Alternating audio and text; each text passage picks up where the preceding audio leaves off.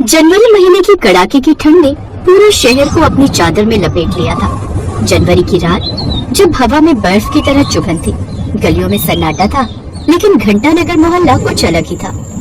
ये वही मोहल्ला था जहाँ लोग ठंड में भी छत पर सोते थे, लेकिन ये कोई मजबूरी नहीं, बल्कि इसलिए क्योंकि नीचे के कमरे उन्होंने किराए पर दे रखे थे। एक रात रमेश काका अपनी छत पर से बोले, अरे भाई, ये ठंड हर साल बढ़ती जा रही है। लगता है इस बार हड्डियां जवाब दे देंगी। ऊपर से ऐसे मौसम में बेचारी बहुओं को भी छत पर ही सोना पड़ता है। तभी पास वाली छत से शांति की आवाज आई, हड्डियां नहीं, हमारी किस्मत ठंडी है रमेश जी, वरना कौन अपनी बहुओं को छत पर सुलाता है। लेकिन अब पेट भरने के लिए हमें इतना तो करना ही पड़ेगा ना। उसी मोहल्ले की छत पर एक रजाई में सिमटी हुई थी गर्भवती बहू सीमा, जो उनकी ये सब बातें सुन रही थी। उसकी शादी को भी थोड़ा वक्त ही हुआ था। उस मोहल्ले में 25-25 गज के एक एक कमरे वाले मकान थे, जिन्हें सबने किराए पर दिया हुआ था। छत पर ठंड से कुड़कुड़ाती सीमा उस दिन को याद कर रही थी जब वो इस घर में ब्याह कराई थी। मोहन सीमा से शादी करके अपने घर पर आता है। दोनों साथ में काफी खुश होते हैं, क्योंकि दोनों की लव मैरिज होती है। घर में उसकी सास गायत्री देवी, जो कि बड़ी कंजूस महिला थी, जो अपनी नई नवेली इकलौती बहू का स्वागत करती है। बहू को गृह प्रवेश करवाते ही गायत्री ने झट से कहा, अच्छा बहू, तेरी माँ ने खाना बनाना तो सिखाया है ना तुझे, कहीं मेरी नाक ना कटवा दे तू मोहल्ले में। नहीं नहीं सासू माँ, आप क्यों चिंता करती हो, मैं हर तरीके का खाना बनाना जानती हूँ, बस आप बाहर बैठकर मेरा इंतजार करो। कुछ देर बाद सीमा बड़ा ही अच्छा खाना बनाकर उनके लिए ले आई, जिसे खाते ही गायत्री खुश हो गई। अरे वाह बहू, खाना बनाने में तो तू माहिर है। सबको खाना खिलाने के बाद और रसोई का काम निपटाने के बाद सीमा ने कुणाल से पूछा, अच्छा कुणाल, मुझे तुमसे कुछ पूछना था। हाँ पूछो ना, क्या हुआ? वो मुझे पूछना था कि क्या पूछना है, बोल भी लो मेरी अम्मा, अब मुझे बहुत तेज नींद आ रही है। ये थोड़ा अजीब है, लेकिन याद है जब हम घर आ रहे थे तो मैंने देखा कि हर कोई इतनी ठंड में अपनी छत पर ऊपर सो रहा था। आखिर ऐसा क्यों? मतलब इतनी ठंड में छत पर कौन ही सोता है? दरअसल सीता, यहाँ के सभी लोगों ने अपने कमरे किराए पर दिए हुए हैं, ताकि उनकी थोड़ी कमाई हो जाए, और इसलिए मोहल्ले में सभी लोगों ने अपना अपना कमरा किराएदारों को दिया है, और खुद वो सब छत पर रहते हैं। क्या? ये क्या बात हुई? चंद पैसों के लिए सब अपनी जान जोखिम में डालते हैं। अब इसे तुम जो भी समझो, लेकिन सच तो यही है। और बहू, तुम्हारी जानकारी के लिए बता दूं कि हमारा ये कमरा भी किराए पर चढ़ा हुआ है। वो तो हमने जिसे किराए पर दिया हुआ है, वो लड़का प्राइवेट कंपनी में नौकरी करता है, जो सुबह निकल जाता है और रात को घर आता है। इसलिए सारा दिन तो तुम इस कमरे में रह सकती हो, लेकिन रात को वो इस कमरे में रहता है, इसलिए उस वक्त हम सब भी छत पर ही सोते हैं। अपनी सास की ये बात सुनकर तो जैसे सीमा के कान खड़े हो जाते हैं कि अब उसे भी औरों के साथ छत पर ही सोना पड़ेगा। जहाँ बाहर ठंड का मौसम और साथ में ठिठुर सी सर्दी थी, जहाँ 2 पल बैठना मुश्किल था, वहाँ सोने की बात हो रही थी। तब से लेकर वो अभी तक छत पर ही सोती आ रही थी, और ऐसा करते हुए उसे महीना भर हो गया था। लेकिन इस बीच वो प्रेग्नेंट भी हो जाती है, लेकिन अभी भी उसे ठंड भर सोना ही था, जिससे ठंड में उसका बुरा हाल हो गया था। इस वक्त जनवरी के कड़ाके की ठंड थी। छत पर सो रही सीमा की उंगलियां ठंड से सुन्न हो चुकी थी। उसने अपने पेट पर हाथ रखा। हे भगवान, मेरे बच्चे को ठंड न लगे, मेरे बच्चे की रक्षा करना। कुणाल, ये कहाँ लाकर फंसा दिया तुमने? क्या यही दिन दिखाने के लिए शादी से पहले तुमने वो सब चिकनी चुपनी बातें की थी? उसका पति कुणाल, जो उसके बगल में लेटा हुआ था, वो बोला, सीता बस कुछ दिन की बात है, एक बार पैसे आ जाएंगे तो एक कमरा और बनवा लेंगे, जिससे हम अपने लिए रखेंगे। ये बात सुनते ही सीमा की आंखों से आंसू टपक पड़े। जब से शादी हुई है मैं यही सुनती हूँ, कुणाल, बस अब तो यही उम्मीद है कि अगले साल हमारे बच्चे को इस ठंड में छत पर न सोना पड़े। एक बार को मैं तो ये सब झेल लूंगी, लेकिन मेरे बच्चे को भी ये सब ना झेलना पड़े। नहीं सीमा, बस नया साल हमारे लिए अच्छा हो तो भगवान की दया से अच्छी कमाई हो जाए, तो हमारे बच्चे को ये सब नहीं झेलना पड़ेगा। ऐसा कहकर कुणाल अपनी रजाई का कुछ हिस्सा भी सीमा को उड़ा देता है। ऐसे रात के 10 बज जाते हैं और आसपास की छतों पर औरतों की फुसफुसाहट शुरू हो जाती है। देखो भाभी, सीमा की हालत, नई बहू, ऊपर से गर्भवती, बेचारी को क्या क्या झेलना पड़ रहा है। हम भी तो ऐसे ही सोए हैं सालों से, लेकिन उसकी सास कुछ ज्यादा ही सख्त है। कम से कम हमने अपनी बहू के गर्भवती होने पर उन्हें छत पर तो ना सुलाया।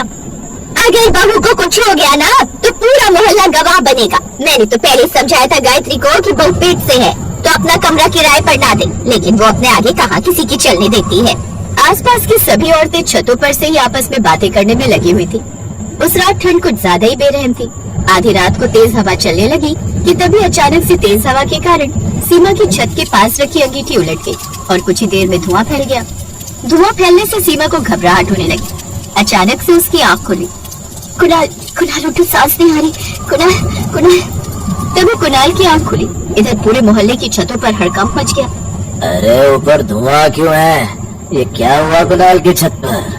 अब आस पड़ोस के लोग अपनी छतों से उनकी छत की ओर कूद पड़े। फिर किसी तरह उन्होंने सीमा को नीचे उतारा। इसके बाद गायत्री और कुणाल को भी बाहर निकाला। कुछ देर बाद सीमा को चक्कर आ गए और वो बेहोश हो गई। ये देख सास घबरा गई। उन्होंने जल्दी से डॉक्टर को फोन किया। अगर जरा भी देर हो जाती तो माँ और बच्चा दोनों खतरे में पड़ सकते थे। ये सुनकर गायत्री की आंखों से आंसू बह निकले। मैंने लालच में क्या कर दिया? थोड़े से पैसों के लिए अपनी बहू को इस हालत में छत पर सुलाया। आज उसे या बच्चे को कुछ हो जाता तो मुझे माफ कर दे बहू, माफ कर दे। उसी वक्त सभी मोहल्ले वालों ने एक बैठक बुलाई। अब कोई भी गर्भवती बहू या बूढ़ा इंसान छत पर नहीं सोएगा। चंद पैसों के लिए हम किसी की जान के साथ नहीं खेल सकते। बिल्कुल सही कहा आपने। ठंड अमीर गरीब नहीं देखती, जान देखती है। और हम चंद पैसों के लिए किसी की जान खतरे में नहीं डाल सकते। अब सभी मोहल्ले वालों ने मिलकर तय किया कि भले ही वो कम पेट भरकर गुजारा कर लेंगे, लेकिन चंद पैसों के लिए वो नीचे के कमरे किराए पर नहीं देंगे और अपने साथ साथ अपने परिवार को मुसीबत में नहीं डालेंगे। अब कुछ दिनों बाद सीमा पहली बार नीचे कमरे में सोई। हीटर की हल्की गर्मी, साफ बिस्तर और कमरे में ठंड का एहसास नहीं। ऐसा लग रहा था जैसे वो किसी बड़ी कैद से आजाद हो गई है। कुणाल, आज लग रहा है जैसे सर्दी नहीं बल्कि जिंदगी बदल गई है। सही कहा सीता, इंसान का लालच कभी खत्म नहीं होता, लेकिन इसका मतलब ये नहीं कि हम किसी की जान जोखिम में डाल दें। कुछ दिन बाद कुणाल की भी कहीं और अच्छी जगह नौकरी लग गई और सीमा ने भी लोगों के कपड़े सीकर कुछ पैसे कमाने शुरू कर दिए, जिससे दोनों की कमाई ठीक ठाक होने लगी। और कुछ समय बाद अब उन्होंने 2 कमरे और डाल दिए, जिसमें से एक उन्होंने किराए पर दे दिया और एक कमरा अपने लिए और गायत्री के लिए रख लिया, जिसके बाद अब किसी भी सर्दियों में उन्हें छत पर नहीं सोना पड़ता।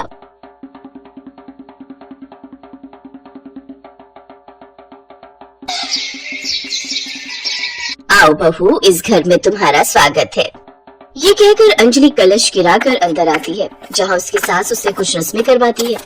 सारी रस्में होने के बाद, अविनाश बेटा जा, बहू को कमरे में ले जा, वो भी थक गई होगी ना। जाओ बहू, अब आराम कर लो, बाकी की रस्में कल हो जाएंगी। इतने दूर की बारात थी तो थक गई होगी ना, ले जा इसे बेटा। जी माँ। अविनाश अंजलि के साथ कमरे में जाता है, जहाँ थकान के चलते वो लोग जल्दी ही सो जाते हैं। फिर आधी रात को अचानक अंजलि ठंड के मारे कांपने लगती है। ये क्या हो रहा है?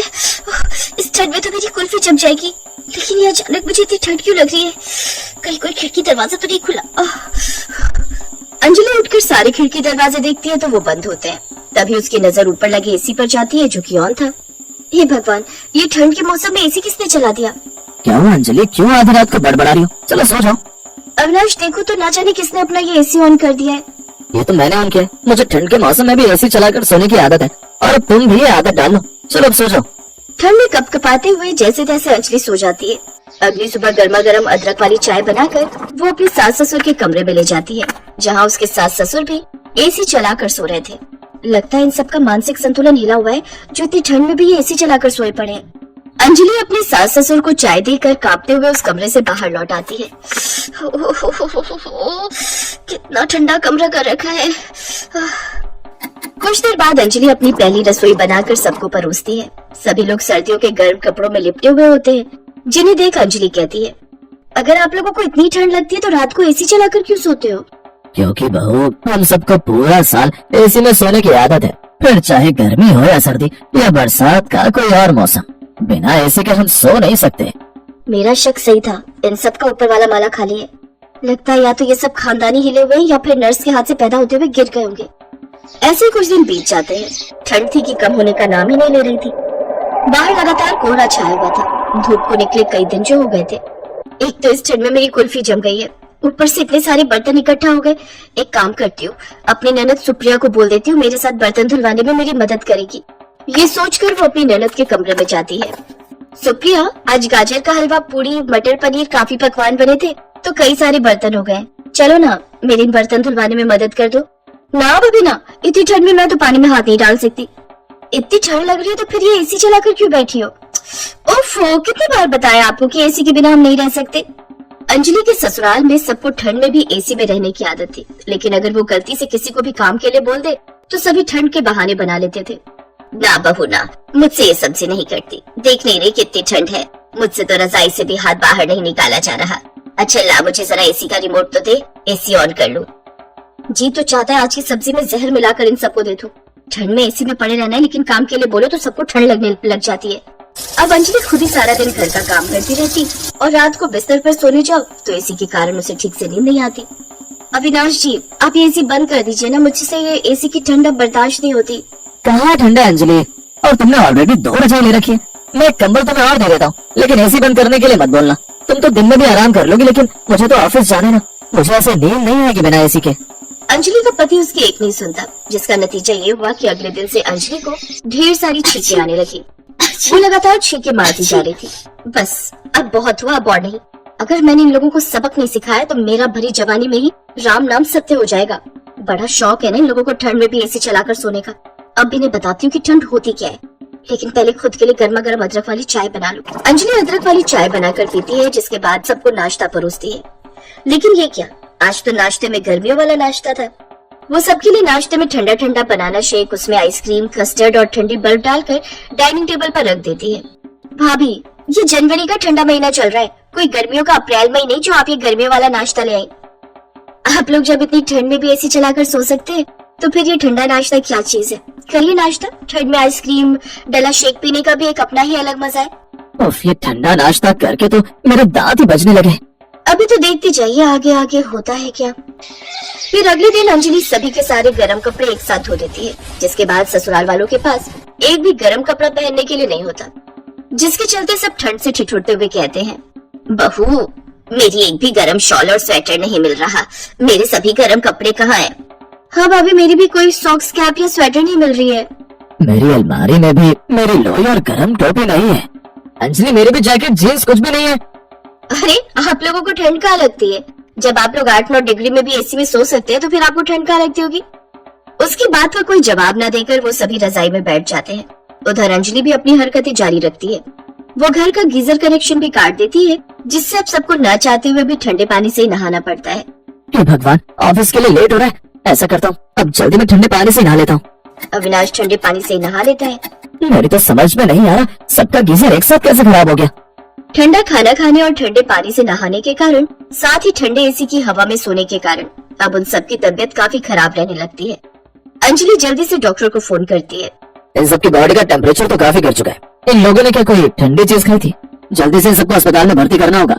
डॉक्टर ये लोग ठंड के इस मौसम में भी एसी चलाकर सोते हैं। ये लोग मेरी बात बिल्कुल नहीं सुनते। क्या एसी? आप सब लोगों का दिमाग खराब तो नहीं हो गया? आप सबकी बॉडी का टेम्परेचर फ्रीज होने के कगार पर है। आप सबको गर्माहट की काफी जरूरत है, साथ में मेडिसिन की भी। अगर आप लोग एक और बार एसी में सोए तो फिर कभी उठ नहीं पाएंगे। उन सबको जल्दी से अस्पताल ले जाकर आईसीयू में एडमिट कर दिया जाता है। 2-3 दिन हॉस्पिटल में रखने के बाद उनको डिस्चार्ज कर दिया जाता है। घर आते ही अविनाश सबसे पहले एसी का तार निकाल देता है। अरे ये क्या कर रहे हैं आप? ऐसे तो एसी चलेगा ही नहीं। हाँ तो हम लोग पागल थोड़ी है जो ऐसे ठंड के मौसम में भी चलाकर सोएंगे। हम लोगों को मरना थोड़ी है। बिल्कुल ठीक कह रहा है बेटा, अब एसी चलेगा तो सिर्फ गर्मियों में, सर्दियों में नहीं। निकाल बेटा, सभी एसी के तार निकाल दे। अंजलि अब मन ही मन खुश थी कि कम से कम अब उन सबकी ठंड में एसी में सोने की आदत